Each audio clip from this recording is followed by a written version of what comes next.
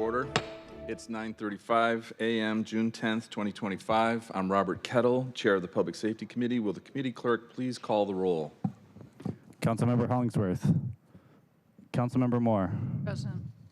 Council President Nelson. Present. Councilmember Saka. Chair Kettle. Here. Chair, there are 3 members present. Thank you. Councilmember Saka is excused, and Councilmember Hollingsworth is until she arrives. Thank you. If there is no objection, the agenda will be adopted. Hearing and seeing no objection, the agenda is adopted. Good morning, everyone. For chair comment this morning, I just wanted to relay, some of the experiences I've had in the last week since our last meeting. Going out in community. One of the things that I do often is walks, but also go to different locations like a school. And that's what I did last week. And for the better part of an hour plus, an hour and a half, we had dozens of kids, high school students, and they were telling us, which included 2 SPD officers from West Precinct, a captain from King County Sheriff responsible for transit safety, and another King County Sheriff officer, and then some other individuals. And we're part of a panel, and I was at the end of it, and I was just there taking it in, augmenting a little bit at the end, but listening to the testimonials of these young people. And it was incredibly sad to me. Most of them were young women, girls, and they were talking about their experiences on the buses, because this school had to use buses. And, they were juniors and seniors, but they were recounting their experiences from when they were freshmen and sophomores. And it's horrific what these young women had to go through. And again and again and again, I was hearing these testimonials. There was some young men testimony too, in terms of some of the things that they had to deal with, like with drug dealers at a bus stop and the like, but primarily women, young women who were being accosted by men, ranging from 20-something, and one testimony she said somebody was 60 years old. And I bring this up because it's really important for council members to get out in community and to hear this verbatim. But you know what? It's more than just hearing the words. I'm sitting there at this panel looking at these young women speaking, and I could see it in their voice, in their faces, and I can hear it in their voices. The pain, the trauma they went through when they're on the bus, when they were being accosted by some young man. And I would argue that the system failed them. We kind of went like this with our hands.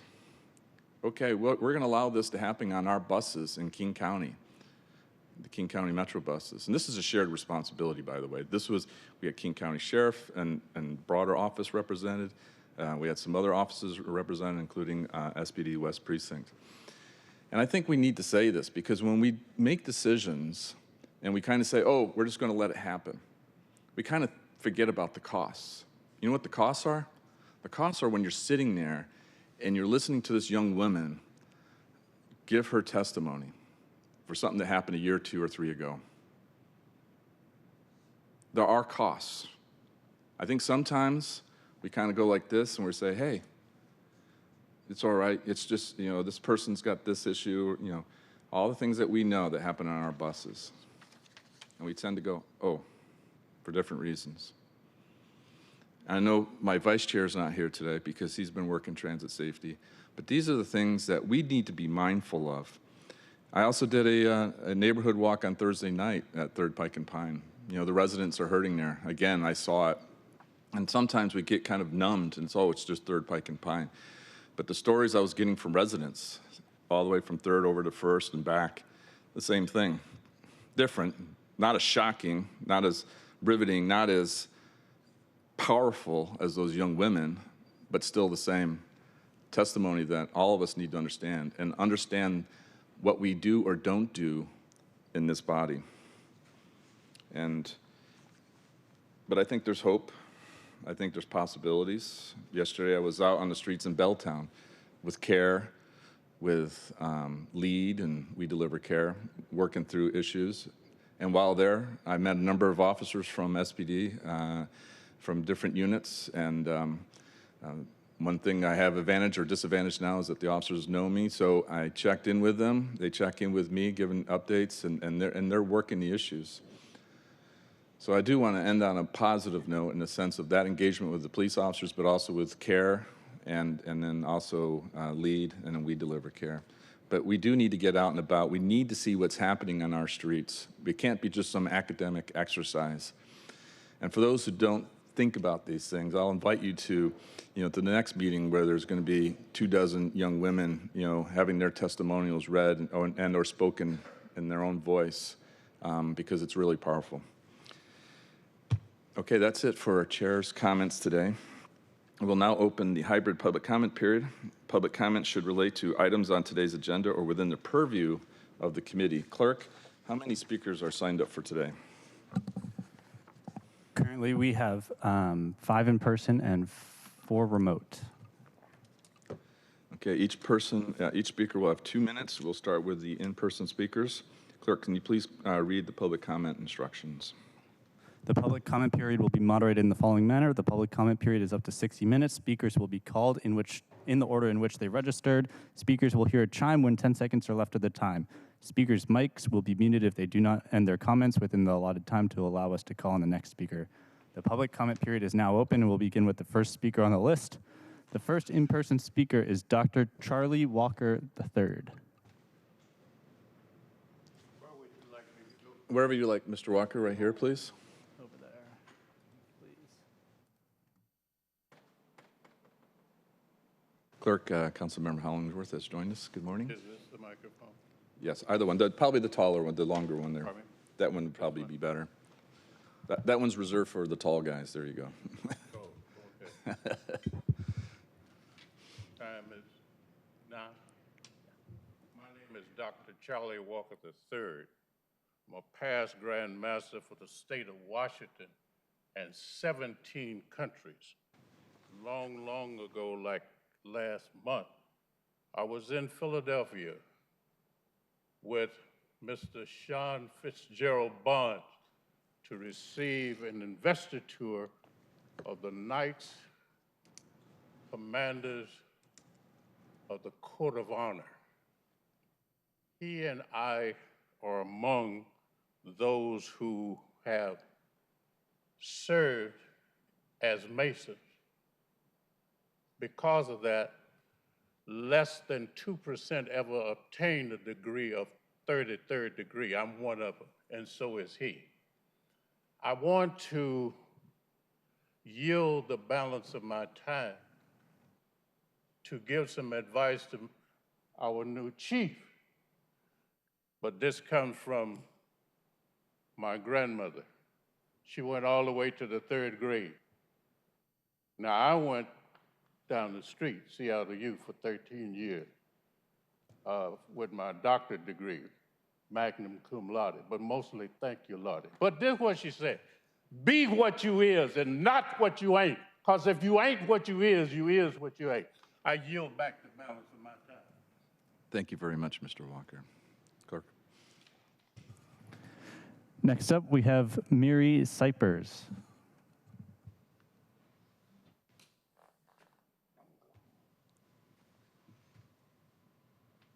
Hi, members of the council. My name is Miri Sipers, and I am the regional director for the Anti-Defamation League's Pacific Northwest office. We're an organization that was established over 100 years ago with a mission that is evergreen today to both fight anti-Semitism and all forms of hate and build a just and inclusive society. As you can imagine, this is a time of a lot of anxiety and lack of security, both for the Jewish community and many vulnerable groups. Whether we saw recent violence in Washington, D.C. or Boulder, Colorado, and unfortunately many instances of hate-fueled violence and targeting in the Seattle area in recent years, we as a community are experiencing a lot of fear, about our young people in our institutions, in our community. I want to be here today to offer strong support for the confirmation of Chief Shon Barnes, who I believe will be an excellent leader for the Seattle City Council. It's a time where we obviously need very strong leadership at the Seattle Police Department, and folks who are willing to call out hate and also dedicate the resources to do so. I believe that Chief Shon Barnes not only talks a talk, but walks a walk. In the time that I've gotten to know him over the last couple of months, I deeply appreciate his accessibility, being available when issues of concern arise for our community, being present at multiple community gatherings to hear what's going on, and to be available for certain requests and efforts and support. And I think he's also somebody who's really clear about his values. Hate has no place in Seattle, and we want to build a community where people feel safe, they feel that they belong, and they feel that they can be free to be themselves. So thank you so much for your time. Thank you. Next up, we have Reverend Terrence Proctor. Hope I got that right. Morning, Reverend. Council member in City of Seattle. I'm proud to stand, it's an honor to stand and speak on behalf of Chief Barnes. As a proud member of Kappa Alpha Psi Fraternity Incorporated, he's also a member since 1996. I am senior pastor of Church by the Side of the Road here in the Seattle area.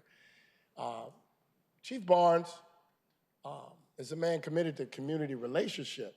And one of the most obvious and evident is he wasn't even in Seattle, I don't know, 2 or 3 days before he connected with us, built relationships. We even had a Super Bowl soiree, and I'm not sure he was even unpacked. But just getting connected with folk in the community to hear how this region moves.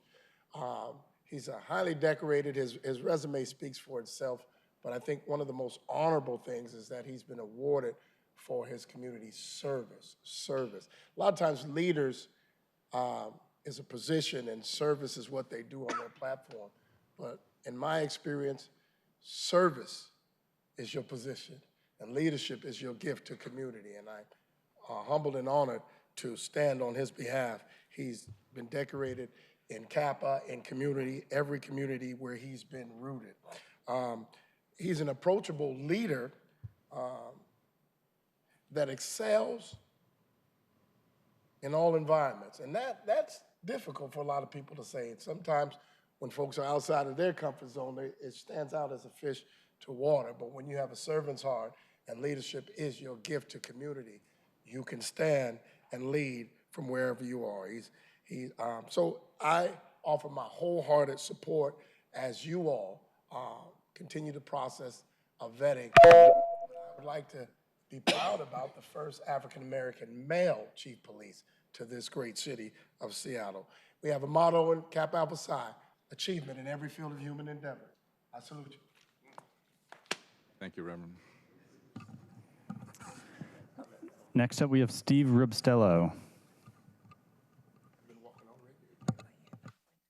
morning, Mr. Rossello.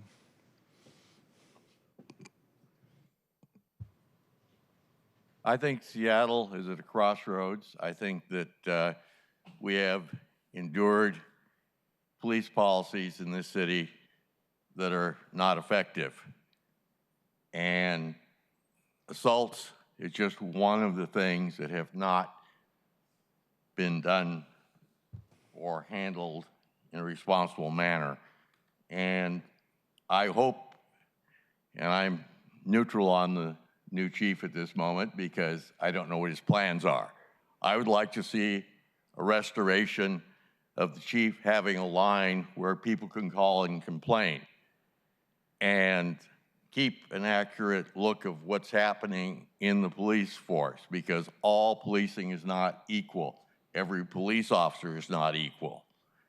I think the boom in private security is showing what the real problem is in the city. And I think we need to have plans to move forward. We used to have units that handled seniors, where you have the fraud and all the things going on, sexual assault. We used to have a whole lot of things that we don't have anymore. Are we going to restore some of these things? And are we going to bring back a police force that serves that middle 90-some%? Because right now, I don't believe it is. And I'm really interested to know what the chief's plans are, because right now, Seattle, since COVID and since the incidents at the East Precinct, has really suffered. And I think it's time that we have a police force that is functional and we don't have to lean nearly as hard on private security. And I'm really very interested to hear what we can do. Thank you. Thank you, Mr. Rostello. And last remote in-person speaker is Chikundi Salisbury. Salisbury, good morning.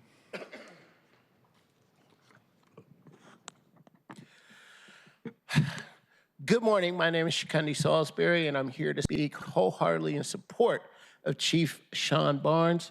I know him as a graduate of at HBCU, Elizabeth City State University, but more importantly, I've seen his impact as he has hit the ground running here in Seattle, Washington. He has become and is fastly becoming the type of chief that I would like to see as a person that has been working in and around police issues for the last 25 years here. As you may or may not know, I was a former member of the African American advisory to the chief, Chief Norm Stamper. So I have done this work. This is not just me being a fan of Chief Barnes. I've seen what we need in this community, and we need a person who is able, a chief, who is able to make true, authentic connections to community and inroads. I've seen the chief in different communities, walking around, talking to people, getting their feedback, going out at nightlife, right? We need a person who is in these different areas and actually seeing what's on the ground, as the speaker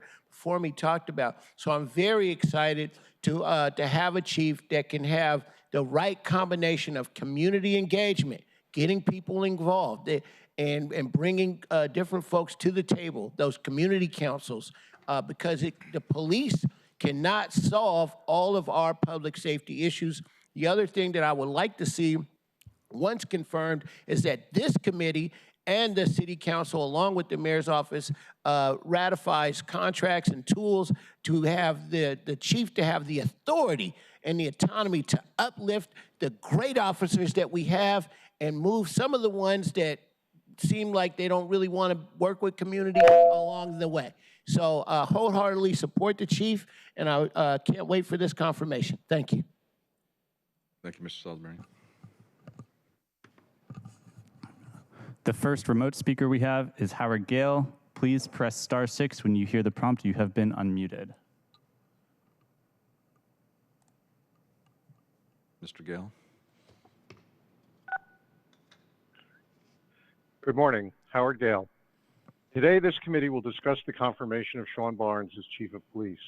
When Chief Barnes started 130 days ago, he said, quote, "I share a vision of safe, thriving communities and a police department that is committed to inclusivity, innovation, and the highest standard of excellence," unquote. Just days ago, when answering council questions about how he would handle the protests, Chief Barnes said, quote, "Police department should emphasize a less is more approach to protest events. Police presence in fixed lines dressed in tactical gear can serve as a flashpoint for protesters and should be minimized to the extent possible," unquote. Yet, we see something radically at odds with these statements over his brief period at the helm of SPD. In the last 83 days, we have witnessed two deeply embedded cultural constants in Seattle policing shockingly reassert themselves.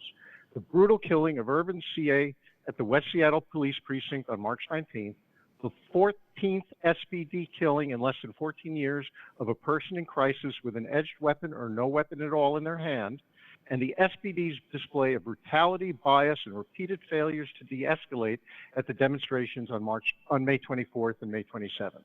Why should police who are allowed to kill so easily expect disapproval for assaulting protesters and journalists?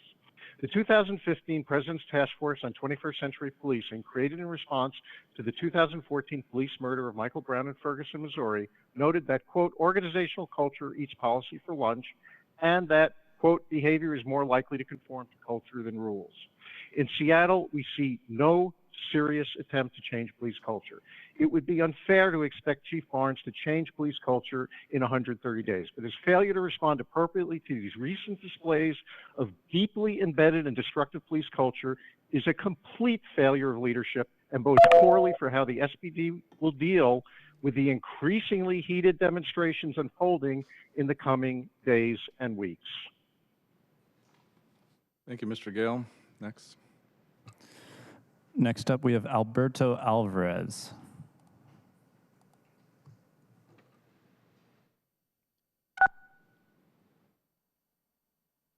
Thank you.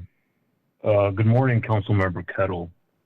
I have a major concern on why the hate groups that rallied at City Hall on May 27th were allowed to question people's religious affiliation or lack thereof for entry. While the group may have a legal right to preach their hate, by the same virtue, city government cannot enforce a religious test for entry onto public property, especially City Hall. The city granted public resources, traffic reroutes, and SPD was used to enforce that religious exclusion, all in violation of the First Amendment's separation of church and state. What oversight action or accountability review can you make to ensure this does not happen again? That is all. Thank you and have a good day. Thank you. Next up, we have BJ Last.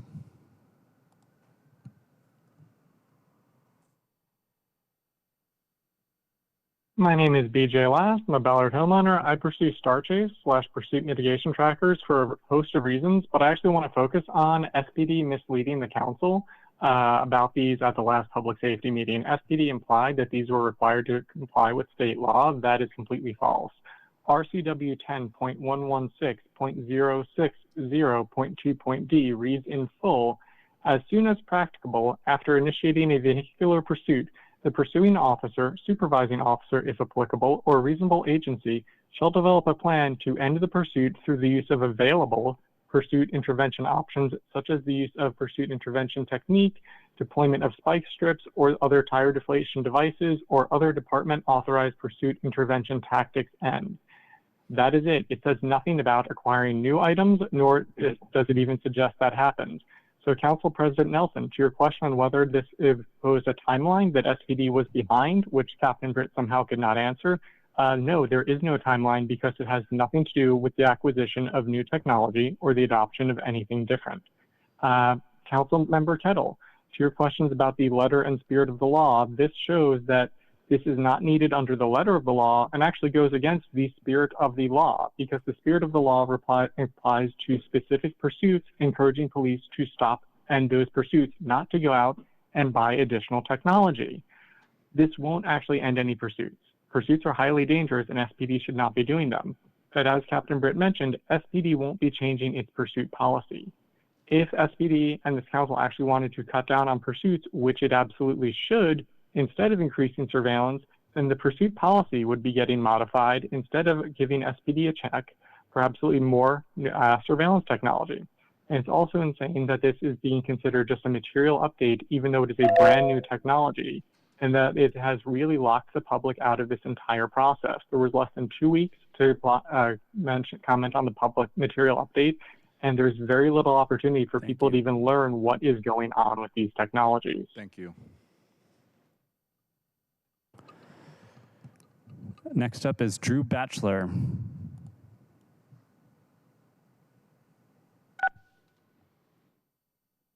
I'm Drew Batchelor, and I'm asking the committee to oppose Council Bill 120994. A fascist authoritarian federal government is no longer an impending danger. It is a reality, and this puts the people of Seattle in great danger. They've detained innocent American citizens. They've detained a city mayor. They've detained a union president. They've detained journalists. This is not the time to give the police more surveillance powers. Just last week, it was revealed that local police license plate scanners nationwide are being used to track women who are traveling across state lines for abortions.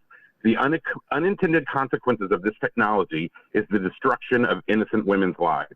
The proposed surveillance technologies have enormous potential for abuse. The list of incidents where SPD officers have misused systems for personal vendettas is long, often to stalk and attack women. If you're going to deliver a speech about your concern for women, then don't enable their abuse with this dangerous technology. Google 40% of police. Despite being a mature technology, there's no evidence that these pursuit trackers reduce the frequency of dangerous pursuits. Oppose Council Bill 120994. And our last remote speaker is David Haynes.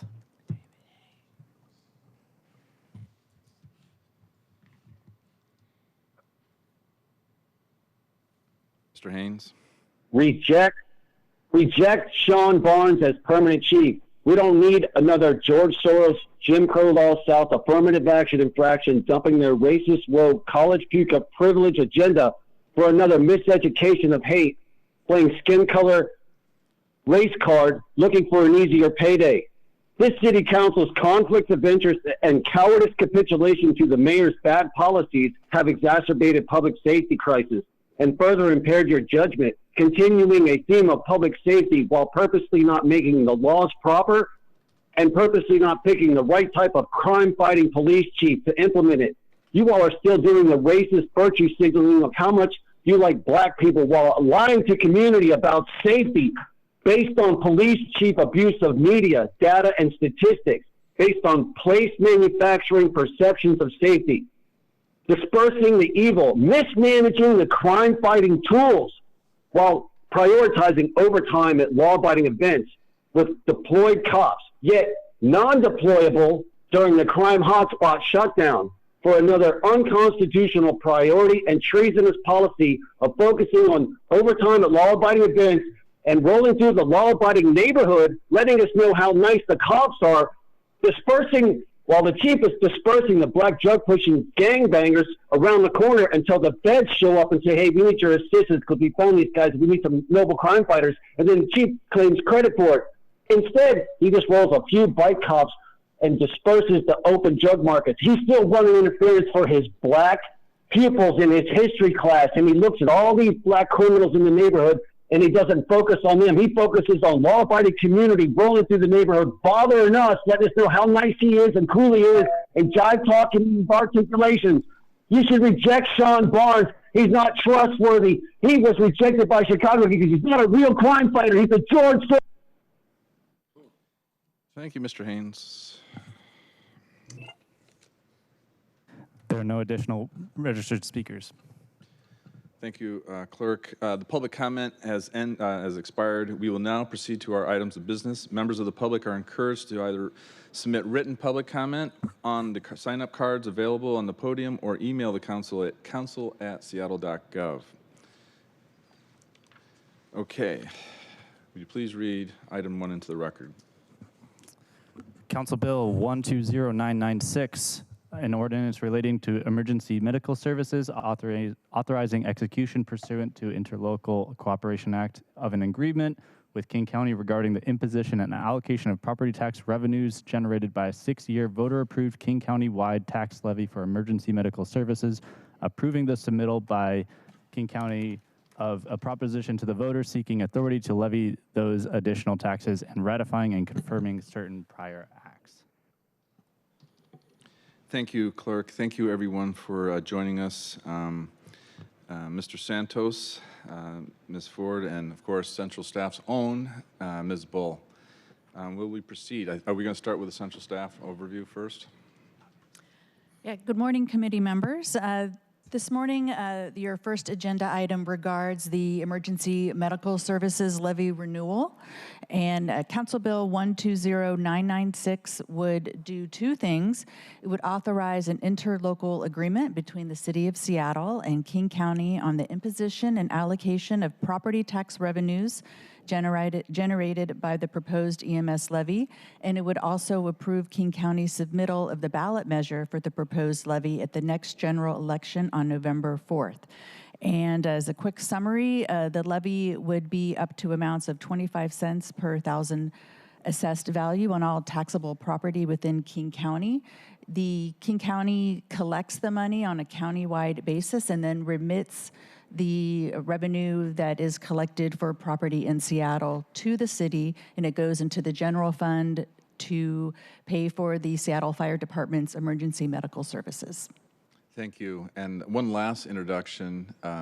well, would you like to introduce yourself before we go to Chief Scoggins? Myself? Yeah. Yes. Is this on? Can you hear me? Yes, for the record, my name is Michelle Plord, and I'm the Emergency Medical Services Division Director for King County. Excellent. Thank you, and welcome. Thank you. I'm Chris Santos, Director of Finance with Seattle Fire Department. Thank you, Mr. Santos. And now, without further ado, Chief Scoggins, who I believe is on with us remotely. Yes, I am. Good morning. And thank you to Michelle and Chris for being there, and Council Central staff for that excellent summary. I think you summed up the slides really, really well, but I'll go through them anyway. First, Chair Kettle and members of the Public Safety Committee, I apologize I couldn't be there in person. In Wisconsin right now, we're doing inspections on new fire apparatus, so I'll be here for another day. But I'll cover this briefly. If we can go to the next slide, please. Chief, before you go on to the next slide, if you're in Madison, please tell the mayor there and the council, anybody else, that we cannot have a swap. We cannot give you up in place of Chief Barnes. Can't have a trade here. Right. No, I'm in Appleton. Okay, good. And, I fully support Chief Barnes' confirmation. But just to roll through the slides really quick here, as Council Central staff clearly laid out, the King County EMS levy first began in 1979, and it was most recently approved by voters for a 6-year levy cycle back. This levy specifically funds EMS services across King County, and the city is being asked to execute an interlocal agreement that will transfer a portion of revenue to Seattle based on the assessed value of taxable property within the city limits. The King County Council will vote in July to consider placing the levy on the November ballot. Next slide, please. And so SFD's adopted 2025 operations budget is approximately $261 million. Approximately 73% of operations is EMS related. That's not our entire budget, that's the operations portion of our budget.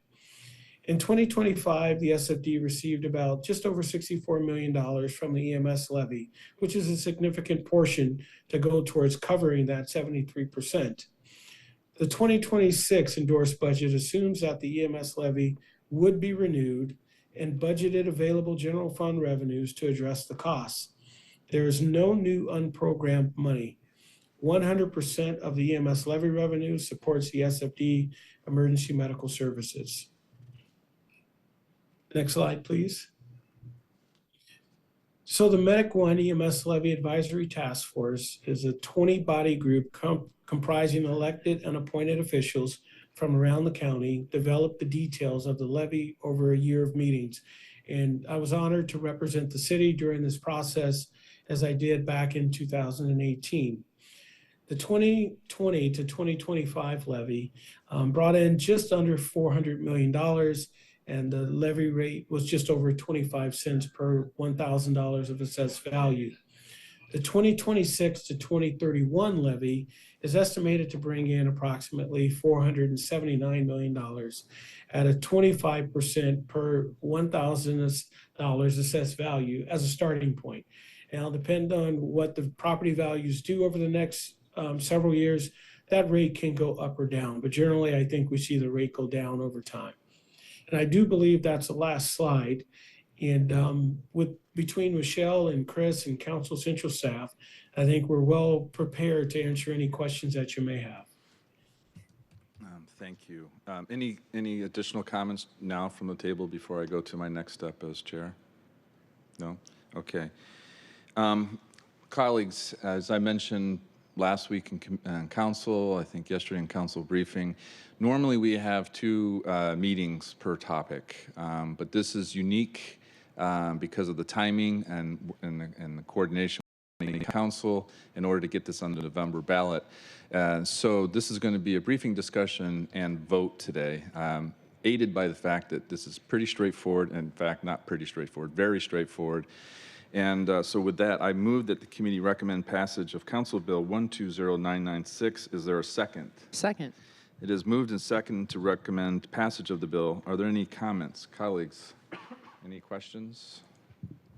for Chief Scoggins or for the folks here at the table? Oh, by the way, I should have noted before I got sidetracked with Chief being in Wisconsin that Councilmember Rivera has joined us. Councilmember Rivera.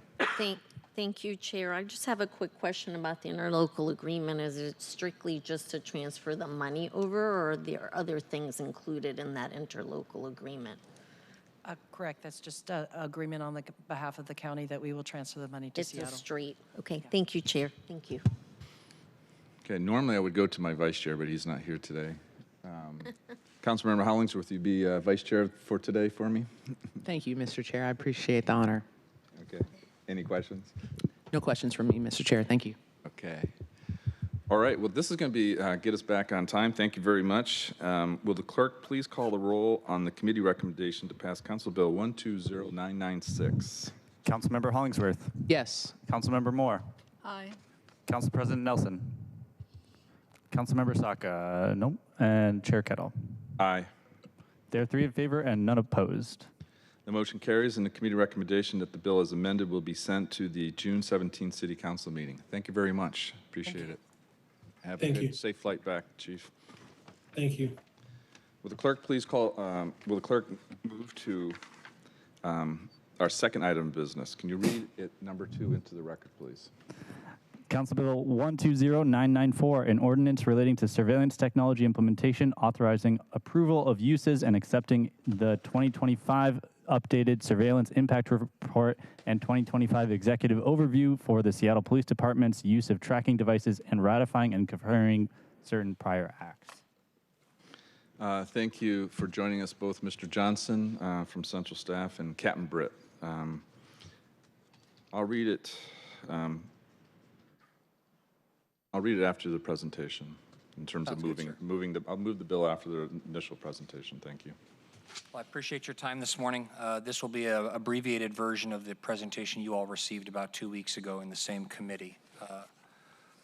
The reason we're here is because when seeking new technology, we're required under ordinance to complete surveillance impact report requirements subject to the surveillance ordinance.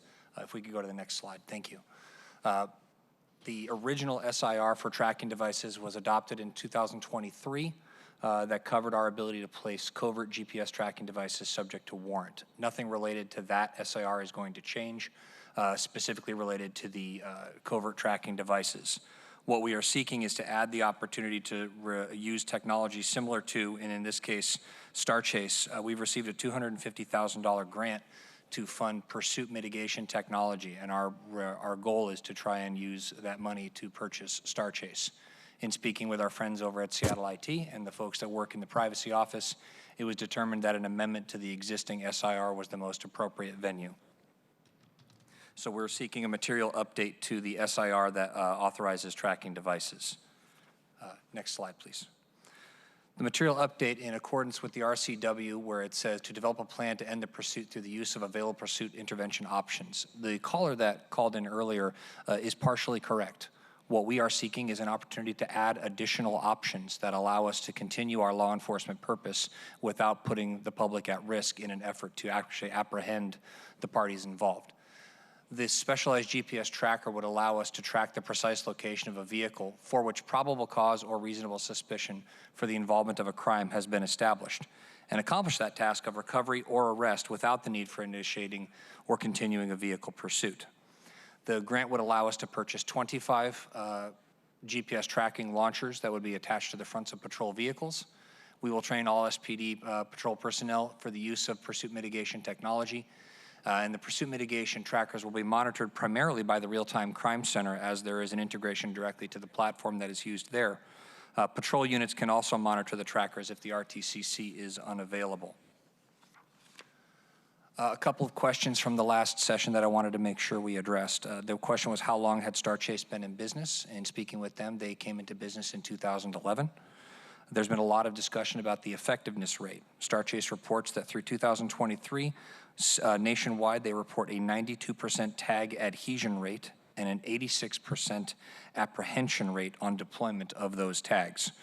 Now, because it rains here in Washington, we had some interest in the local numbers, and so I asked them for those as well. They reported that in 14 agencies that they were able to gather data from April 24 to April of 25, the success rate is 52%, and that's due to a variety of factors. For the local report, success was defined as adhesion of the dart to the vehicle and a suspect in custody. It's interesting to note that one of the more recent deployments, King County Sheriff's Office, at the time we pulled this data, they had deployed 5 times and they had had 5 successful adhesions and apprehensions associated with it. So we're going to learn a lot from talking to our friends over at the Sheriff's Office. And the metrics for success, as Star Chase reported, they report that adhesion and arrest are the metrics that are most used. Fortunately, I have an incredible team of research scientists that work for SPD that are capable of coming up with additional metrics. So we'll be working with our performance analytics and research unit to discuss other metrics that can show what effect the use of Star Chase is having in a variety of categories, to include potentially specific types of crimes and the reduction therein, as well as conviction rates associated with those events. But we'll be looking at several different features there. And as always, I'm trying to keep it brief for the main event following, but I would open to any questions you all may have. Thank you, Captain Britt. Mr. Johnson from Central Staff. Yes, thank you, Chair. Members of the committee, Tommaso Johnson, Council Central Staff. As Captain Britt mentioned, the ordinance authorizing the use of tracking devices was previously approved by Council in February 2023. This ordinance concerns both covert and non-covert tracking devices. The original ordinance, that is, this material update would simply add the ability to authorize SPD to utilize pursuit mitigation trackers, which are a non-covert tracker. It would retain the pre-existing ability for SPD to continue to use covert tracking devices. The only thing that I would add, in addition to what was said earlier about the substance of this ordinance, is on the fiscal side.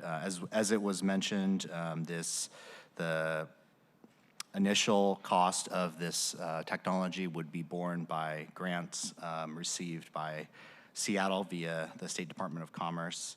Those grant funds were accepted via grant acceptance ordinance approved by this council in November 2024 at a cost of $250,000 for the initial 2-year period. SPD estimates that maintaining this technology beyond the 2-year initial grant funded period would come with a cost of approximately $37,500 per year ongoing.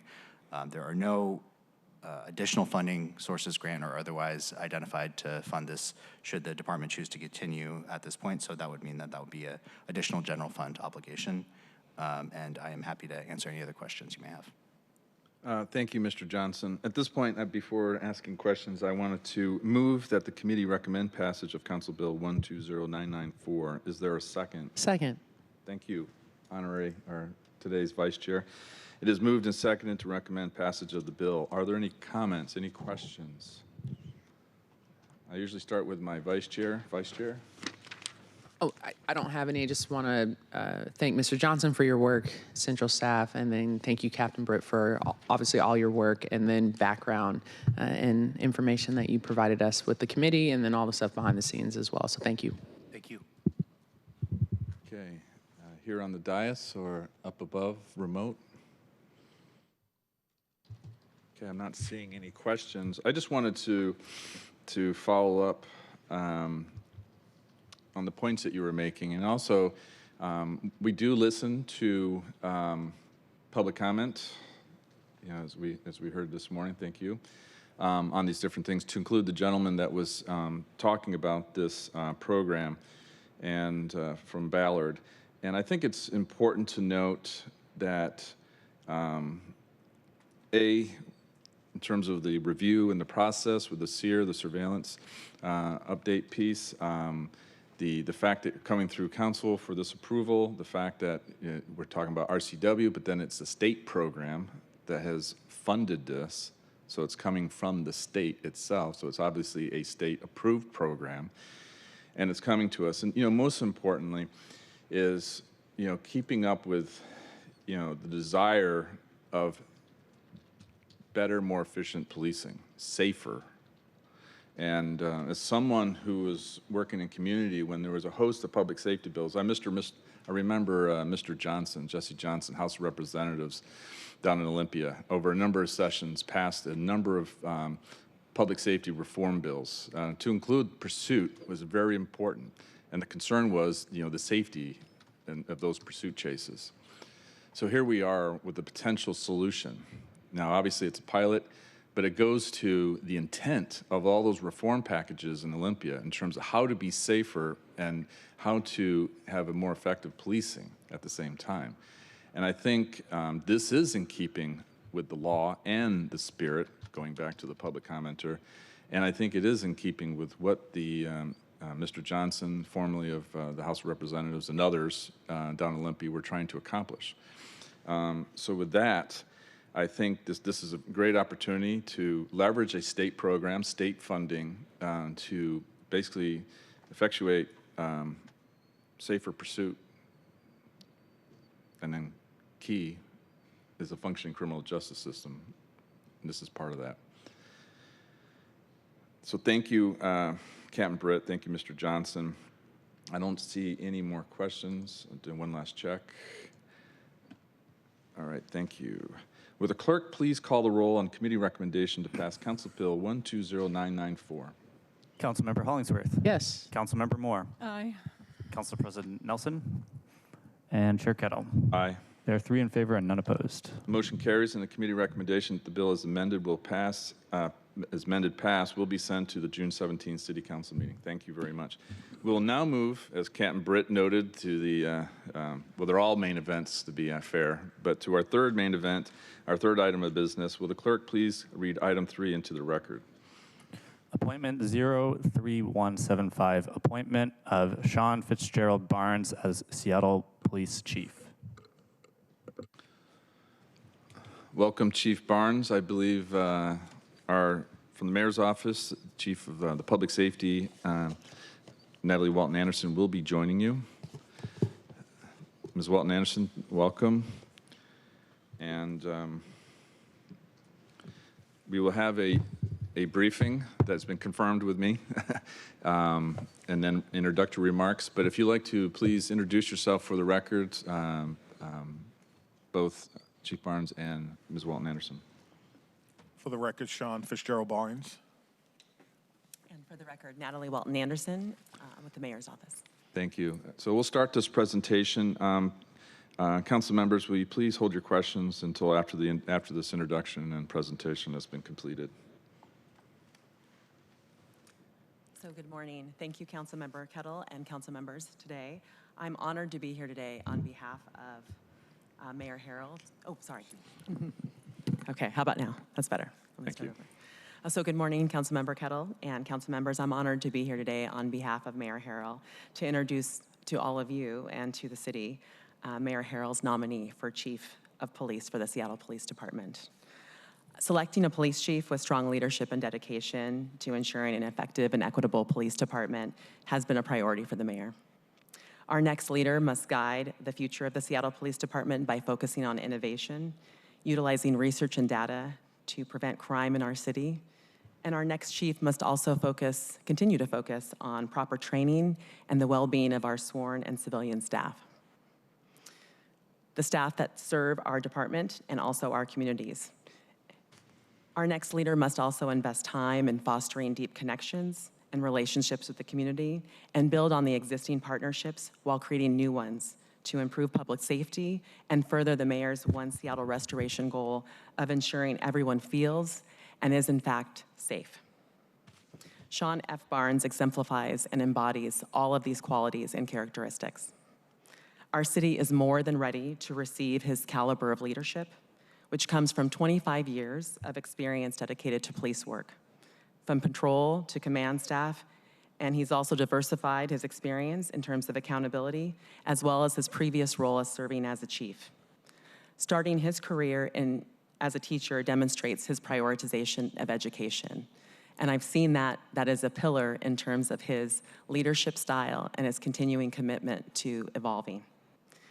His ongoing commitment to professional development through education and training is a cornerstone of his success and why he's been identified as a national leader in law enforcement.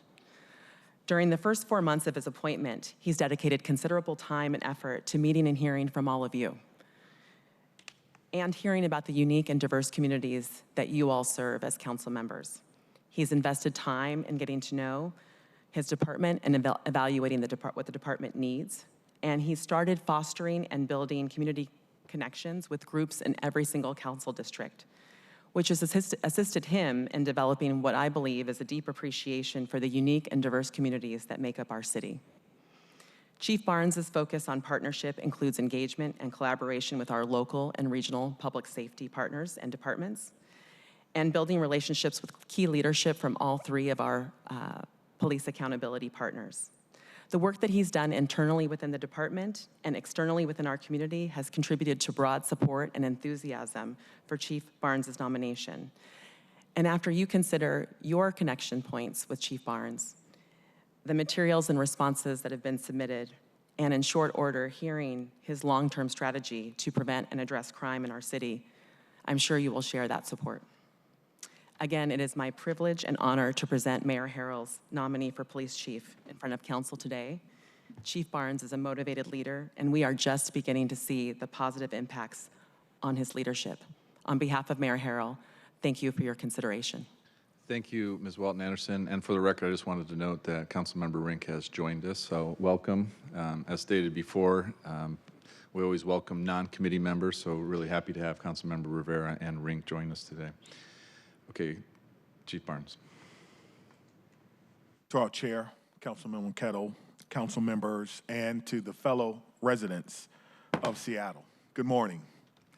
It is both an honor and a profound responsibility to appear before you today as the interim chief of police for the Seattle Police Department.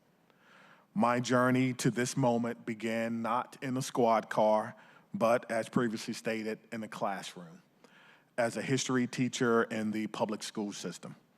I believed then, as I do now, in the power of human potential. That belief was shaken when I lost a student, one of extraordinary promise, to a senseless act of committed gun violence. That moment changed my life, and the conversation with my SRO, our school resource officer, ignited a new calling, one rooted in public service, grounded in justice, and focused on preventing the next loss of human potential. That calling led me to join the Greensboro Police Department in North Carolina, where I was introduced to community policing, crime analysis, and problem solving, approaches which have shaped my policing philosophy to this day. For 20 years, I worked in North Carolina to understand how community relationships, data, and officer accountability can coexist to reduce harm and improve public safety. I committed myself to improving my educational insight, having previously graduated from Elizabeth City State University, a historically black college or university in North Carolina, and I subsequently achieved a master's degree in criminal justice from the University of Cincinnati. I earned a PhD in leadership studies from North Carolina Agricultural and Technical State University, the country's largest HBCU. My published dissertation examined police leadership decisions and racial profiling in traffic stops. I chose this topic for 3 reasons. 1, my first and only experience with a police officer came as a teenager when I was pulled over, detained, and searched without legal justification, simply because I was in a vehicle with my 2 friends who happened to be white. I was the only person searched, I was the only person detained, and I was the only person handcuffed. Number 2, I wanted to explore how I, as a police leader, could make better decisions to reduce racial disparities and perhaps provide a roadmap for others. And lastly, sometimes doing the right thing requires us to explore uncomfortable topics. Later, during the civil unrest in 2020, I witnessed firsthand the urgency of servant leadership in times of national crisis. I then shifted my focus to officer accountability and worked as the Director of Training and Professional Development for the Civilian Office of Police Accountability in Chicago, Illinois.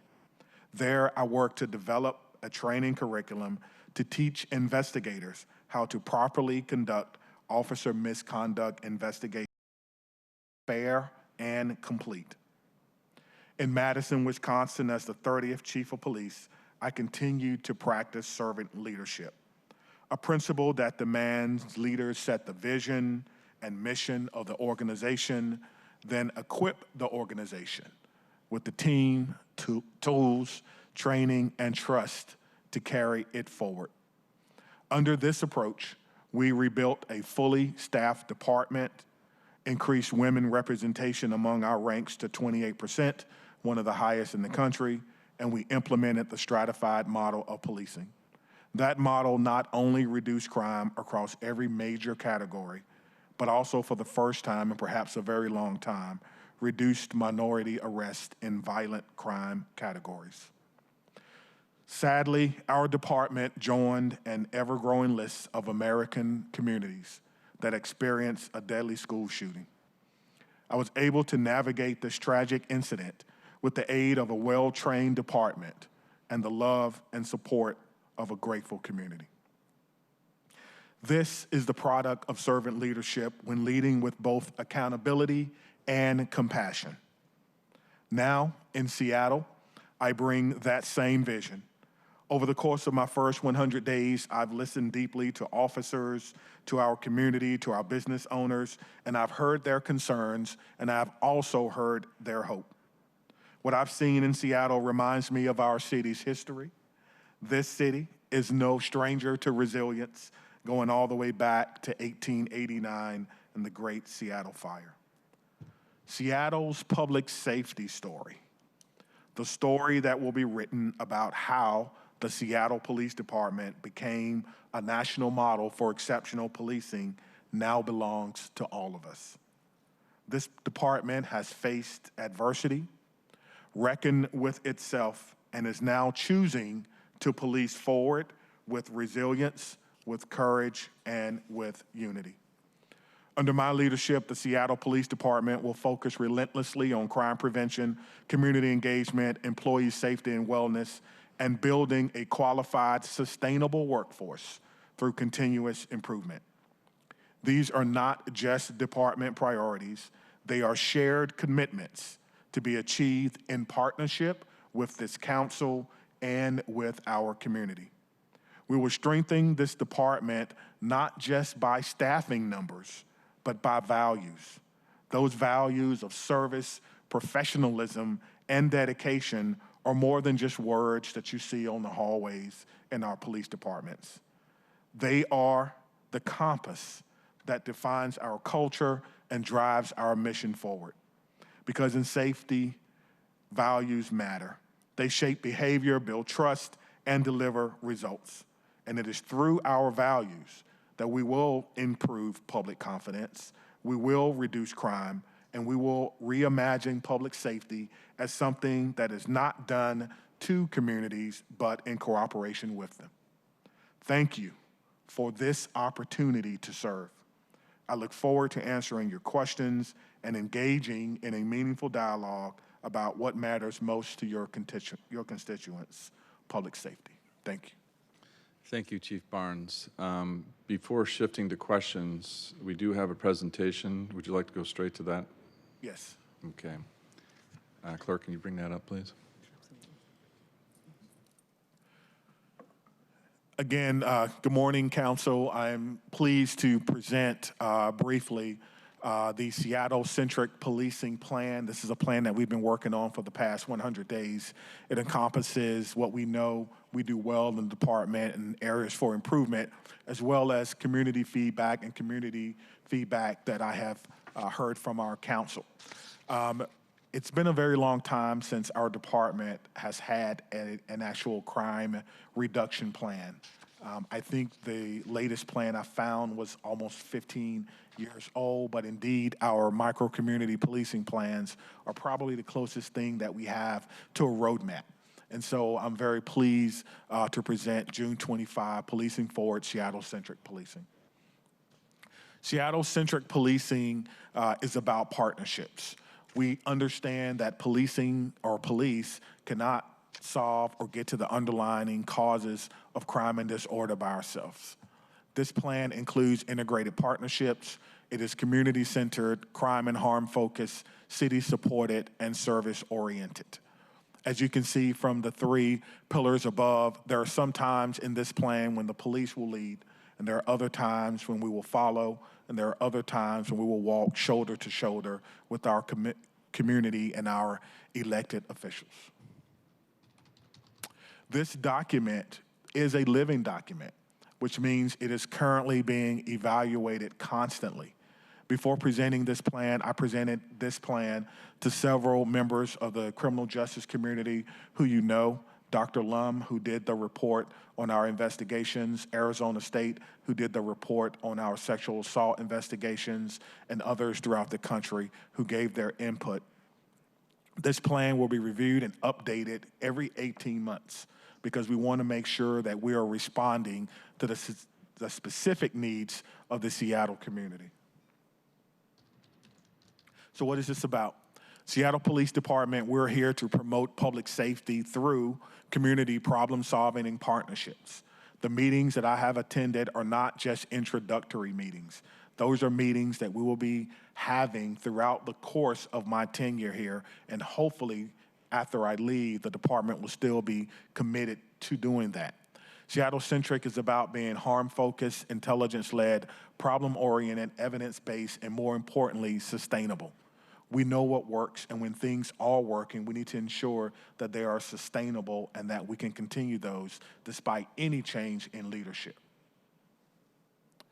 The plan is evidence-based. If you remember from the Inspector General's report, one of the things that was highlighted was a lack of evidence-based policing in our crime reduction strategies. We fixed that with making sure that we're community-oriented, problem-oriented, and focused on what we have to do. What that means is that every officer, every employee has a role to play in reducing crime, including myself. Okay?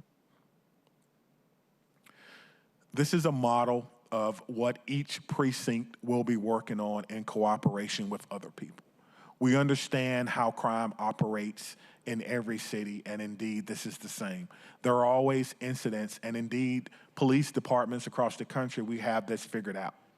If there's a bank robbery, or if there's an accident with personal injury, or if there's a stolen flower pot, we know who's going to respond and at what level.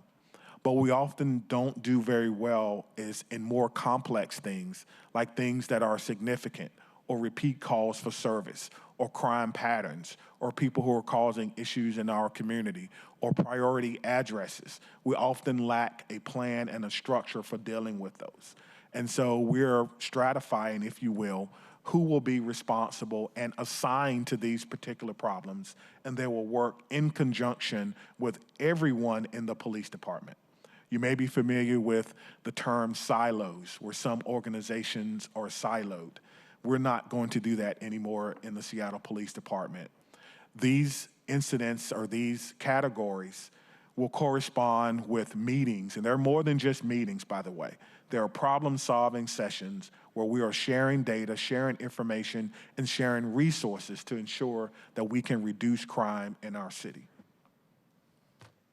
This is just an example. I chose this particular district.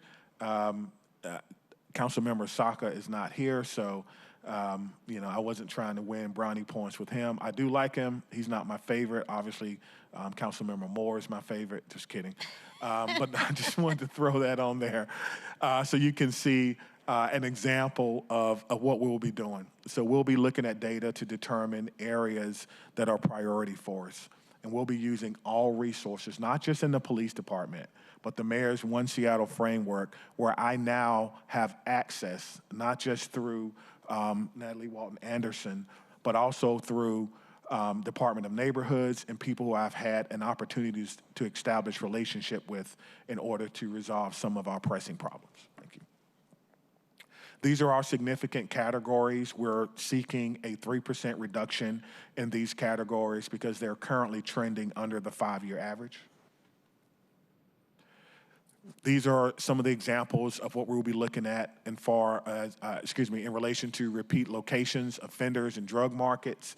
As you know, we have identified our community has identified drug markets as one of our biggest issues or biggest priorities. And so we'll be working to put together drug market strategies. As you know, we recently did an operation in our Chinese International District that took down a major drug market, and that's going to become the standard and not the exception. So some who, what, when, where, and how of this. The who is Seattle community, the what, evidence-based strategies, as was indicated in the report. We're doing this now. We're currently underway, and our residents in our communities will help us with this particular problem.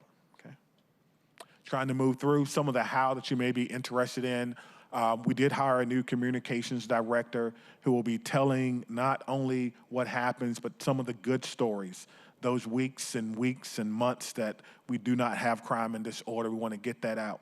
The community concern portal, that is very important to me because we must now begin a way of hearing from the community. When community members have complaints about things that they're seeing for crime and disorder, we are creating a method for those community members to tell the police, one central location, by the way, to tell the police where those concerns are, and then they will be, again, given to the right persons to resolve those, and most importantly, to respond back to the community about how we address those issues, and more specifically, what actions we had in that.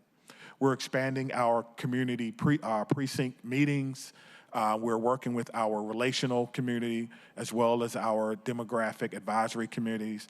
And we will be piloting a police neighborhood resource center. So please be on the lookout for that. I'm very excited about that. I've worked with certain members of our council, and so we want to have a great presentation for that. So please be on the lookout for that. I think it's going to be great. Again, accountability is very, very important to me. We have reorganized our command staff a bit. We're bringing on some new people. We are changing our reporting structure to make sure that people know where to go to for information, where to go to for resources. Our CSTAT meeting, that's a photo of our CSTAT meeting, and how now we have our precinct commanders who are presenting on how they are engaging the community, and more importantly, what actions they are taking to reduce crime. And those actions and that report out can then be given in some way to you so you can demonstrate to your constituents what we're actually doing to reduce crime. I'm excited about our community CSTAT. This is something I've wanted to do for a very, very long time. Community meetings where we're not talking about crime and crime reduction, but we're talking about how we're being responsive to the needs of the community. And the director of neighborhoods, Jennifer Chow, has agreed to partner with me to develop that meeting. Okay. The how, we do have we brought on someone that's going to be our executive director of crime and harm reduction. Most of the strategies that we've talked about, he has been on the ground floor with that. We're all familiar with crime analysis. He helped to create some of the very first tools in crime analysis. We're expanding our CEPTED, something that I'm sure you all know. We're expanding our real-time crime center, and we're implementing recommendations from the consultant and from the experts. And lastly, recruitment and retention. We cannot do this work without having a qualified workforce. I think we are certainly headed in the right direction when it comes to recruitment and retention. We're seeing a net this year of about 40 officers. We have a lot of classes that are going through now, and we're so grateful for the people at the Justice Academy for doing that. But it's not just bringing on people, but it's bringing on the right people. And then lastly, and we'll end here, is continuous improvement. We are a learning, growing city. We should be a learning, growing police department, and we're committed to continuous improvement. Thank you.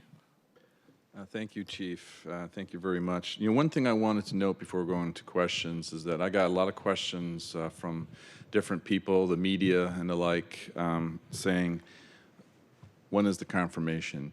And I believe that, like Chief O'Toole, 30 days was going to be too short. I believed it was important to have a outside candidate, and we met first in November.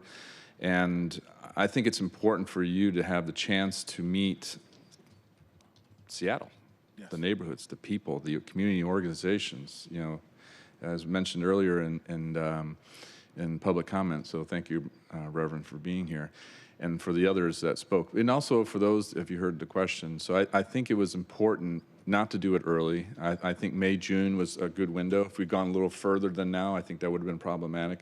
But I think it's important for you to have your feet on the ground, learn our city to a degree, and to meet folks to kind of have an understanding of the challenges that we're facing and how it may play into, you know, how you're developing your plans and the like. So I just wanted to say that right up front, because I know there was questions. I've been getting questions like, hey, why hasn't this happened already? You know, Chief O'Toole, that was 30 days. But I think it was important to have you the opportunity to do so. And besides, it probably took you some time to do 40 whatever pages on your responses to the questions too. It was a busy weekend. So there you go. All right, so with that, quick introduction. I always do questions last. Acting Vice Chair, any questions for Chief Barnes? Thank you, Mr. Chair. Thank you, Chief Barnes, for being here, and also for all of the hard work that you have done in the community for the last 100+ days. I know that it's a delicate balance to, be connected to community, to connect with people, and then also do the in-house stuff as the interim chief as well with your department, and that balance. And really appreciate you prioritizing just meeting with people, also listening, showing up for community meetings, obviously meeting with all of us one-on-one or at committee meetings as well. And I know that from the feedback we've gotten has been great, with people saying, hey, when I meet with Chief Barnes, I feel a sense of authenticity and connection, and really feel like he wants to do a good job and wants to and is invested in this community, and couldn't be more grateful for that. And I know that, is this a time for us to ask questions? Oh, okay, awesome, thank you, Chair. One of the questions, and I saw the presentation, and just want you to speak a little bit about what the relationship that you feel, where are some growth points that you think for this department could have in our community, and where you see opportunities to really make authentic connections with people, because people often feel like stuff is very transactional with some city departments, and what their experience has been with the city. Can you talk about what transformational relationships looks like to you? Sure. I think that there's a lot of room for relationship building in communities that, quite frankly, question our ability to do our jobs effectively. I don't believe in shying away from tough conversations, and I certainly don't believe in the idea that criticism is often shied away from. I want to fully embrace that. I believe that when you sit down and you talk to these police officers and you hear their personal stories about why they entered the job, it forms connections. And we don't do that enough. I wear 4 stars, I guess, but I try to lead with who I am as a person, as a father, as a husband, as a human being first. And so I think there's always room to grow there. I would love to be able to establish relationships with people who think we could do better.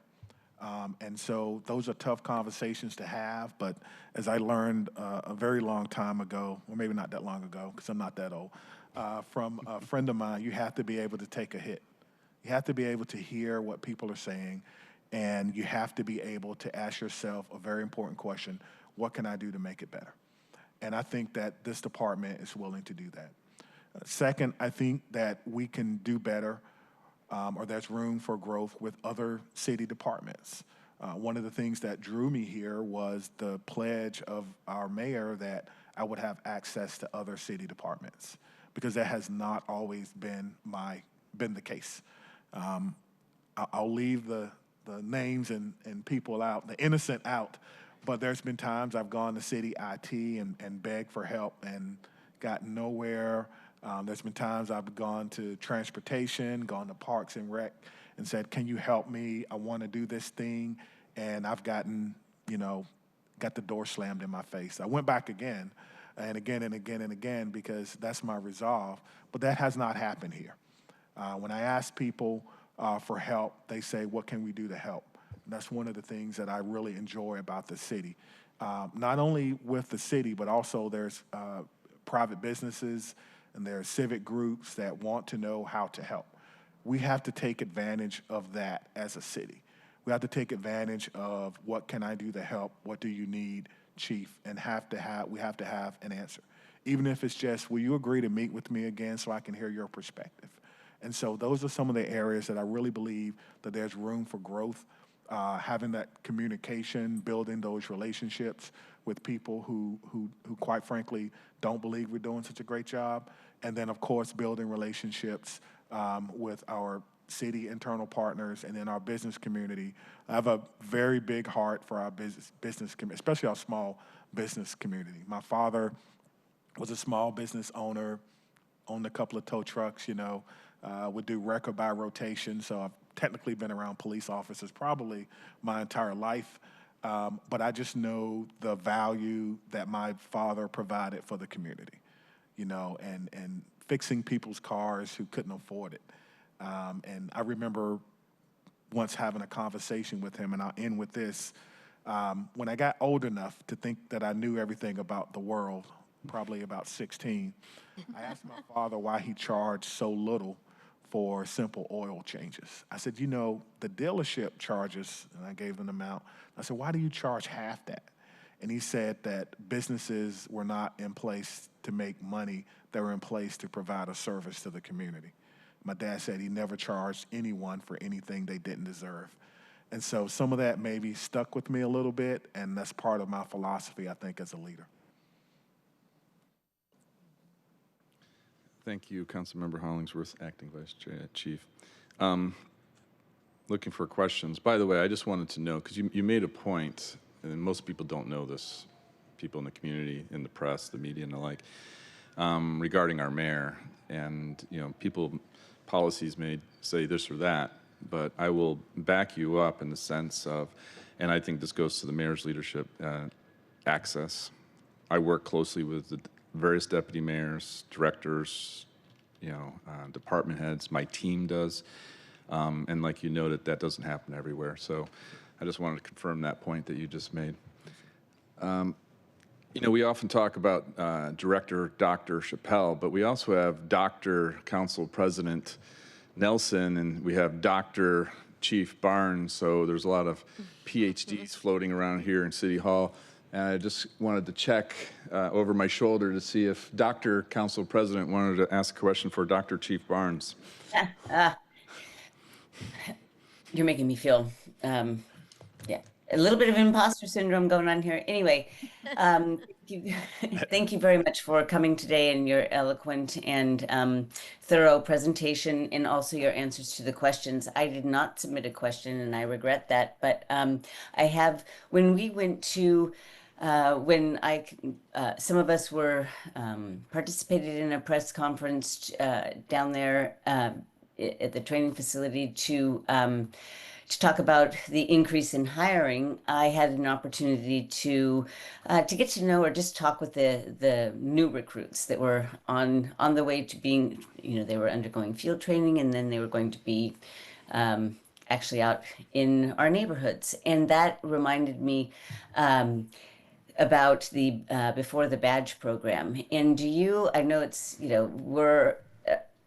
I didn't see that mentioned in your responses to questions, but it's my impression that that is a positive program and it's a positive initiative. And when you said we need to hire the right people, helping form the right people is this program that really does educate new recruits to many different communities in our city. So with all the budget cuts, or not budget cuts necessarily, but with our financial difficulties, is there any thought to discontinue that program? I think of it as a big value add. That's why I ask. Thank you for acknowledging the Before the Badge program. I wish I had thought of it in my career earlier on, but I'm very proud of that program. I'm very proud of the people who are associated with that program. I have no plans on ending that program, only expanding it. I've gone to community meetings, and surprisingly to me, the Before the Badge folks were there with the students who will be joining the academy, and they introduced themselves to the community. And that's something I did not get a chance to do. I went straight from, applicant into the academy, did not have an opportunity to get to know the community.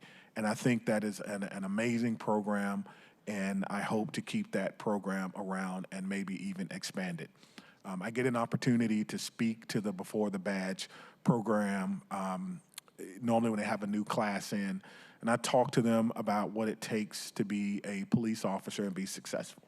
I tell them that we hired you, and we want you to be your authentic self. We don't want you to be the version of a police officer that you've seen on television or even someone you know. You have to stay true to yourself. And one of the things that I always tell them is, you have homework, and I guess that's the teacher coming out of me. I just realized I said it now. Homework.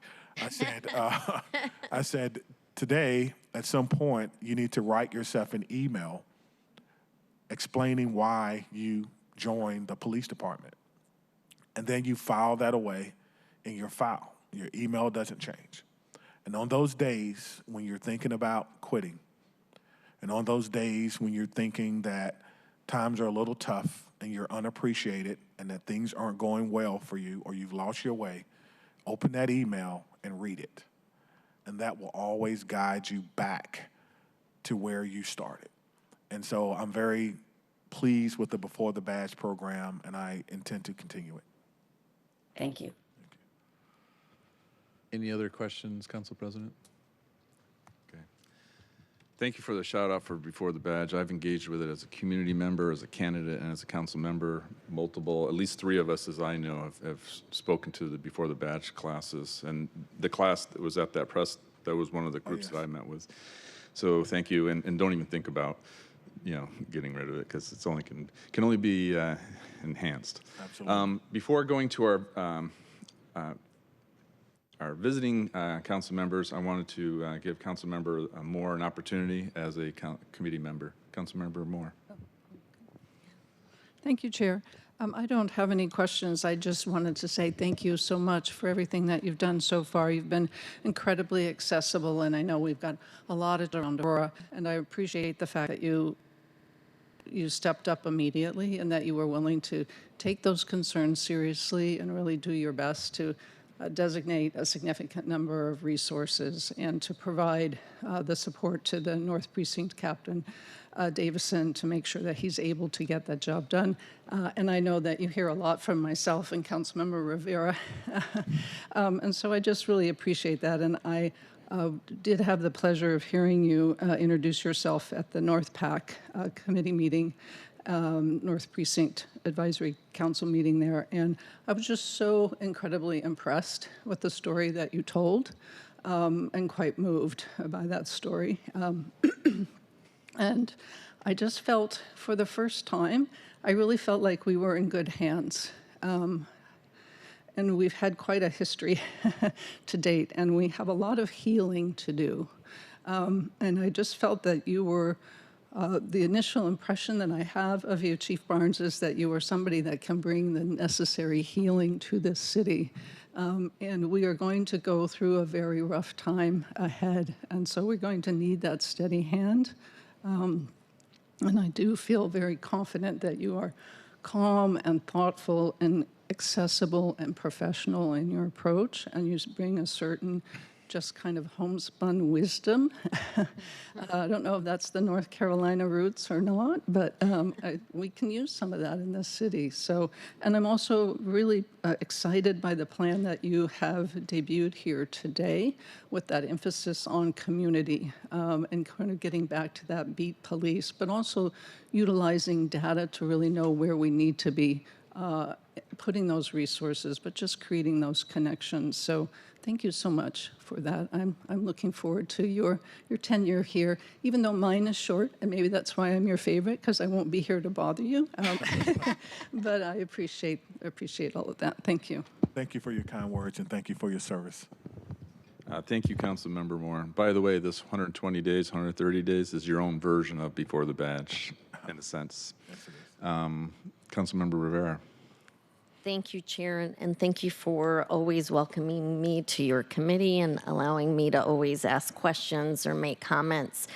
Chief Barnes, I really want to thank you for your interest in the job to begin with. It is a huge job that comes with a huge responsibility. And I have to say that in the 130 days that you've been here, or about, give or take, I've been so impressed with your engagement in community. So not only do I feel like in that short period of time, we have met multiple times, and we have. More importantly, you've met multiple times with folks in the community and the district that I represent. And it does not go unnoticed or unappreciated. You are very approachable, and the way you speak with people, you make folks feel heard. And I've seen you speak with constituents, so it's not, I feel like you're hearing me, and I'm also watching you, how you engage with our community members and they feel heard. And I very much appreciate that. I've said I started my background in outreach, and so outreach is really important to me, and I also appreciate that you hit the ground running by starting to build relationships with community, with us, but also, and more importantly, like I said earlier, with community. And I appreciate that, because these are the folks that you serve, and how can you serve people if you're not listening to them and meeting them? So I appreciate that that's what you what you started doing right out of the gate. I will say, I asked you a question about community policing, and I actually, for the record, Chair, if I may, I want to read a little bit of the Chief's response, because it goes to how he approaches this work. And he says, "My belief is simple. You cannot understand a community from a distance. As police officers, and especially as leaders, we must be proximate. This principle informs our strategy at every level. Precinct commanders are empowered to engage at the sector, neighborhood, for example, micro-community policing plan areas, and beat level, working directly with the community to understand their specific needs. Officers are encouraged and expected to spend time in communities when not responding to calls for service. Proximity is essential to effective problem solving. When we are not present, we miss important contextual details, and more critically, we miss opportunities to connect with the people that we serve." And I've heard you talk a lot about this in the meetings that I've been to, including last night at a community meeting in the district that I serve. So I very much appreciate your this important community building, relationship building piece that you bring. I also really appreciate the fact that you're a history teacher at heart, and you are a teacher at heart, which means you approach this work in this very relational way, and you care about kids, which are really important to me as the mom of 2 high schoolers.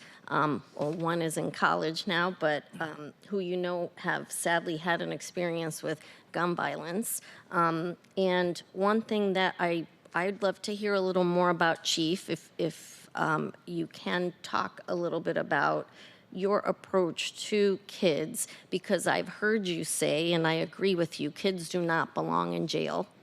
And kids are, to talk about your student who was an A student and got involved in something that was not good for your student, which then changed their life. So can you talk a little bit more about that? Because I think it is important in terms of how people view the police. I always say we need more relationship building between young people and police and community in general and police. They're there to serve you, and we need to build a relationship between young people and police. We're going to start to change the relationships and the narrative when we do that. And if we're always at a distance between our young people and police, then they're going to fear police, and we don't want that. So can you talk a little bit? I've heard you talk about that, so would you mind talking a little bit about that now? I will, absolutely. We have to create opportunities and spaces for our young people to feel safe. We have to create our parks, which I know is something that is a priority for this administration, for City Council, and for our mayor, as a safe space for our kids, and quite frankly, we have a lot of work to do there. We have to create opportunities for our young people to not only work, which is something that certainly kept me out of trouble as a young man, but more importantly was the work. It was the mentorship, being an apprentice, working with someone that was willing to show me how to operate a business, someone that was willing to give me guidance and tell me that I was on the right path. I truly believe that the answer is that we have to embrace our kids, and if they make a mistake, then we have to do everything in our power to try to fix them. I am a very big proponent of restorative justice. And in my former life, City Council passed an ordinance that required anyone who received a municipal citation that was a juvenile, they had mandated restorative justice, meaning the citation did not go to the criminal justice system. It actually went to restorative justice. Now, if the child refused to cooperate, then it went to the criminal justice system. But they went through restorative justice first, a program that was funded by the city, but it was also managed by the YWCA. And we saw a lot of great results from that. Children having the opportunity to understand how their behavior affects everyone, what it means to be a good community member, what it means to cause damage, and more importantly, what it means to repair harm. And so I'm a very big proponent of restorative justice programs. I'm a very big proponent of apprenticeships, as well as summer jobs programs for our kids. And the police, we have a role to play in that as well.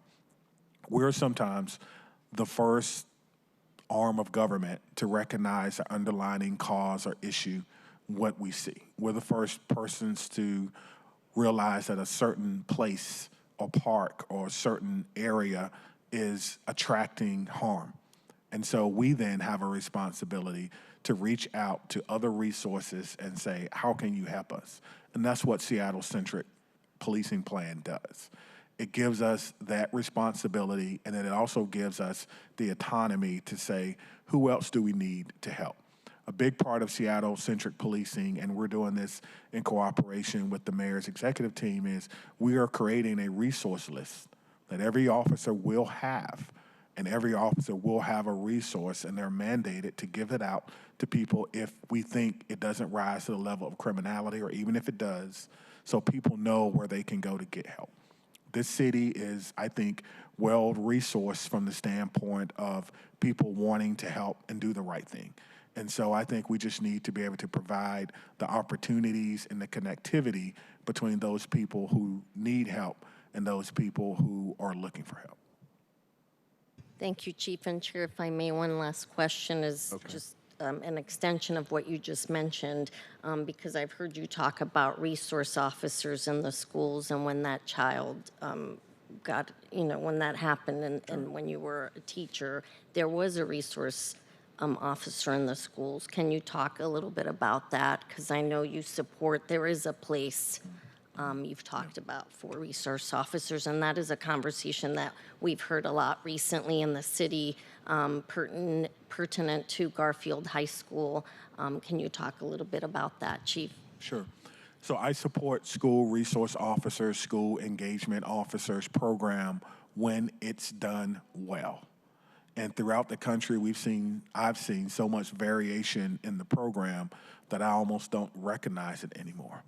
I had an opportunity to be a school resource officer. It was like a natural progression. They couldn't wait to pluck me from patrol and put me into school, but I enjoyed it. But my role and my responsibility was there as a resource, was there to connect with students, to demonstrate that, policing, government, we're here to serve you as well. and to make sure that school is a sanctuary for kids. Under the programs that I was involved with, detectives didn't or could not come on campus to interview students who were involved in crime. Under the program that I was involved in, police officers were not involved in discipline. Under my program, we were not involved in classroom disruptions or classroom management.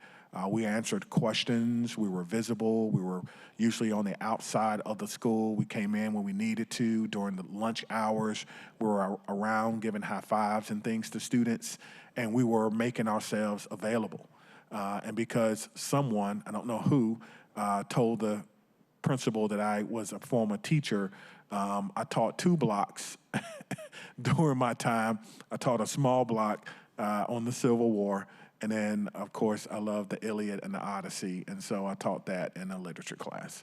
So I was doing that in uniform just to demonstrate, you know, my responsibility, my accountability to our students. Thank you, Chief. Thank you, Chair. Thank you, Councilmember Rivera. Thank you for that question on school resource officers. I feel I should say, too, I understand that point you said there, Chief Barnes, and partly because my brother used to be a school resource officer with the Stafford County Sheriff's Department in Virginia before he was medically retired.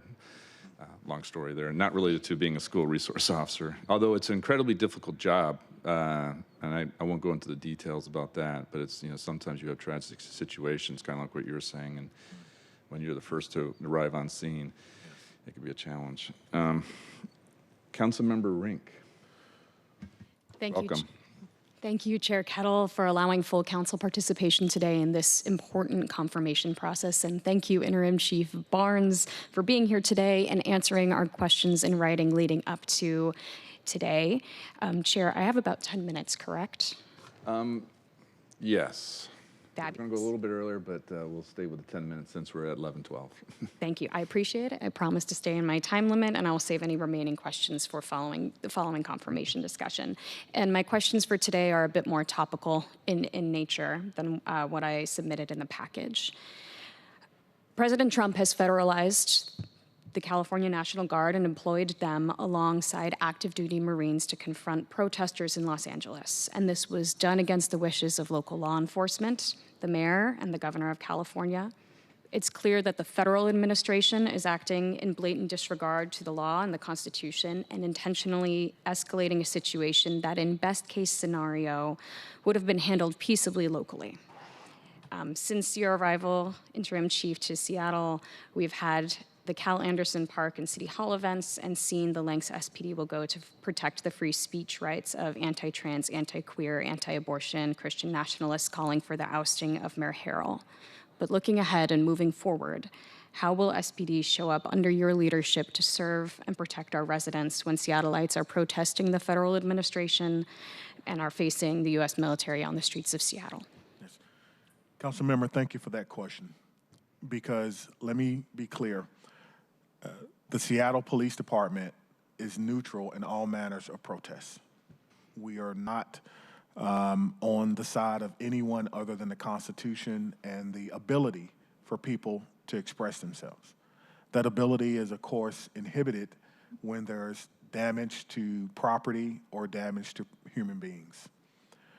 The federal government's decision to bring in the military, and I was a Marine, is not warranted. The Los Angeles Police Department have dealt with protests for a very long time. And I have known many chiefs in LA. One is my mentor. I won't mention his name. He's not currently the chief. But I can assure you they can handle it. Just like if there are protests in Seattle, we can handle it. We have mutual aid, we have operational plans, and as the young folks would say, we're not new to this. We know how to handle this. And I will do everything in my power, I want to be clear, to protect anyone in Seattle from anyone who comes to this city with the intention to hurt them or inhibit their First Amendment rights. And what that means is, at some point, I will probably go to jail and be in prison, because we have an administration that has threatened to jail politicians, and indeed has done so in Milwaukee, if you remember that, and has threatened to jail a governor. I'm just a simple public servant. That's all I am. That's all I am. I'm just a simple public servant. But I'm going to do the right thing for the people in Seattle, and I would hope that's your expectation of me.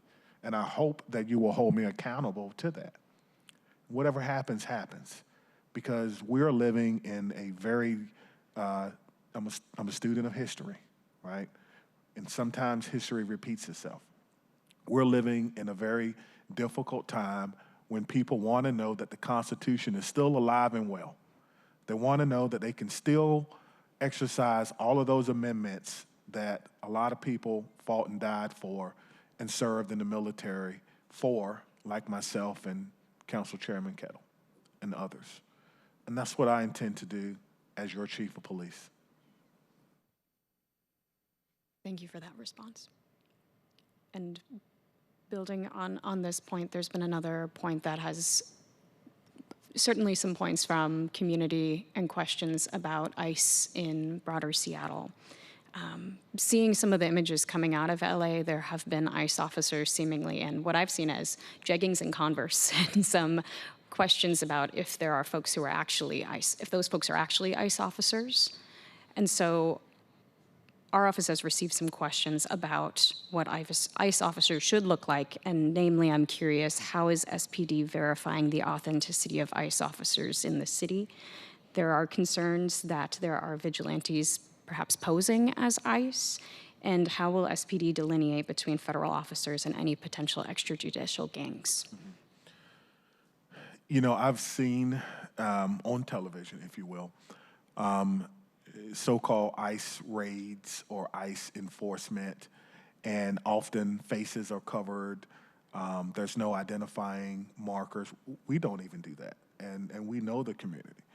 And so I would say for your constituents, ask for identification.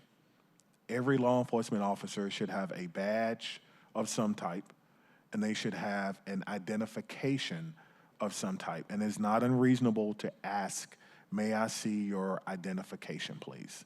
If they do not have both, then certainly they can call the police and we can try to verify. Now, I don't know if they are under a requirement. It's usually a courtesy that they notify us if they are in the city. I checked on this as recently as yesterday, late last night, whether or not they notify us and how that happens. And I'm still waiting on an answer because there's some discrepancy about how that courtesy is called out. I can tell you they don't call my office because I've never received a phone call from ICE, and neither have my deputies. They are technically under Homeland Security. We have two task force officers under Homeland Security, but they're not assigned to any immigration, and they have orders that if they are reassigned, then they are to return to the police department and document that over the radio so we know where they are. But they have not told me that there is a courtesy or how that happens. And so if you will allow me, I need to do more research because I don't know how that courtesy is extended. I think it may be extended by perhaps calling 911, and they may be thinking that they're calling a police department, but they're actually not. 911 is a separate organization, that's the care team, and they're not actually calling us. So if they do not elevate that to us as a call for service or as information, then we don't know about it. And so again, to answer your question, I hope it does, anyone, even if it's us, even if we're in full uniform, you can ask to see identification, and they should be able to provide that. Thank you for that. And my last question for today, there was recently a high-profile incident in which SPD officers demonstrated a lack of understanding of Seattle's laws around public nudity. How are you ensuring officers have a clear understanding of city's laws moving forward, particularly and especially with Keep Washington Working Act and the state's SHIELD law? These are some of our protective laws for communities under attack by the current presidential administration. Yeah, so there are some some confusion. There was some confusion around the public nudity law. We've since clarified that. I issued a public statement. I actually met with representatives from the community that were affected by that, if you will, and offered my apologies to them. You know, sometimes we do miss the mark. Sometimes we misinterpret things. But I think what has been lacking in my study of policing is police departments and sometimes chiefs being willing to say, we missed the mark on this one. This is how we're going to fix that, and this is how we're going to move forward. When there's ambiguity, when there's questions around the law, we have legal counsel in our police department. We have lawyers in our police. We have lawyers that are on staff, and I won't tell you how many lawyers there are in Seattle, but there are a lot of them. And so we often will reach out to our legal staff, and they're very responsive 24/7, I believe, that can answer those particular questions. I'm currently working on a training now for some social disorder, kind of disorder things that people had questions about, things like using drugs on the street, open air drug markets, things of that nature. What can we do? What can we not do? And so we're going to do some training to kind of clarify that for police officers so that they know exactly what the law says. We should be in a constant state of training. We should be looking at where are areas that happened in 2024 that we had confusion about. And in 2025, those areas should lead the year with our what we call in-service or professional development training. Wonderful. Thank you. And I also want to express my appreciation for the humility from the department regarding the situation with Jenny Blaine. And with that, that concludes my questions for today, Chair. And I want to thank you all also for allowing me to ask the hard-hitting questions. These are just the topical ones in our front of mind for many in our community. And I thank you for your responses. Thank you. Thank you, Councilmember Rink. And you're reminding me, and for the public, Councilmember Rink had a number of questions which are documented. And by the way, Chief, I really do appreciate the table of contents for all the various questions and the cross-referencing. As a former teacher, you'll appreciate. I'll give you an A+ for this, and also for the public, we have the confirmation package and the answers to our questions. So I appreciate that. So I just wanted to follow up because Councilmember Rink did have a number of questions. I don't think she beat Councilmember Saka. I have to double check who's got the lead in most questions. Councilmember Rink, I also wanted to thank you for your questions, and I just wanted to say, and to follow up her question and to your answer, that largely what we're seeing in Los Angeles is performative.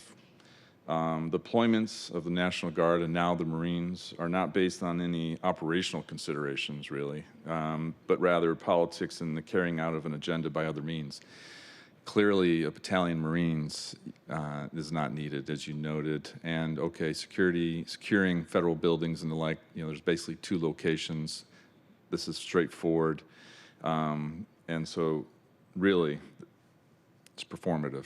So what's the goal here? And it's unfortunate because I do believe, and my request is, as an elected official, is that for federal, but also state, county, law enforcement to be professional, and that especially for any military, active duty, National Guard, and the like, engagement to be fully done in full coordination. And that goes to the point about receiving that phone call. It should not just be a courtesy. I recognize the point of declaring it a courtesy, but still, this is something that's really important. This council, we're professionals, and to the point of this question and what's happening in LA, 1/3 of us are veterans, 2 Air Force, 1 Navy, and then we have a Marine as a police chief. So as a courtesy, as from that perspective as well, that should be given. And we will lead, we will engage, again, in a professional manner, in a One Seattle way, going back to the point earlier, with our executive counterparts and the judicial, the city attorney as well. I just wanted to say that and follow up to the question from Councilmember Rink. To this confirmation in the 5 remaining minutes of the meeting, I just wanted to say, as noted in my question, leadership is very important, and And I was concerned early on, partly because, and we have accountability partners in the audience, that pretty much everything has to go to OPA, Office of Police Accountability. And I think that takes away the ability for leadership to be developed, with the young, the sergeants. If you can't do the discipline yourself, if you can't learn those lessons of leadership, and if you have to do a mother may I to OPA on every instance, I think that's super important. That's an area that I'm interested in. I engaged on that early. Then later I found out it's called frontline investigation, and it's part of a broader topic. And another part of leadership, too, is operational leadership. I definitely believe, as the Reverend noted, servant leadership, and you made that point. That's key. Leadership, servant leadership, those pieces. But then there's the idea of developing leaders, because in the end, it's those sergeants that someday will be a captain or, deputy chief, assistant chief, and the like. And if we do a bad job at the beginning, where are we going to be 10, 20 years from now? And again, we're hamstrung right now in a bit, partly because of the, the construct that we have specifically related to frontline investigations.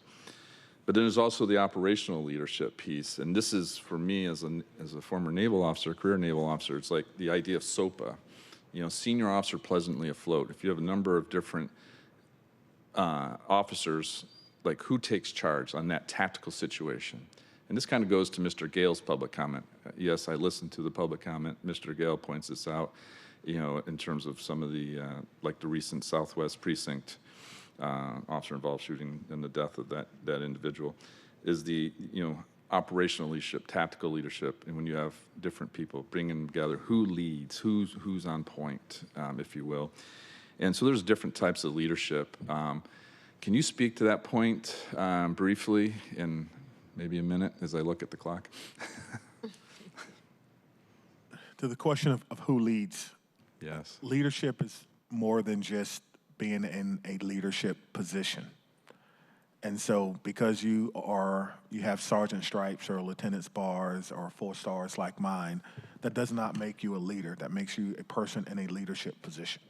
We are developing a department where everyone understands leadership, where everyone understands that you have the ability to influence other people, whether it's de-escalation, whether it's redirecting, or whether it's using your resources appropriately.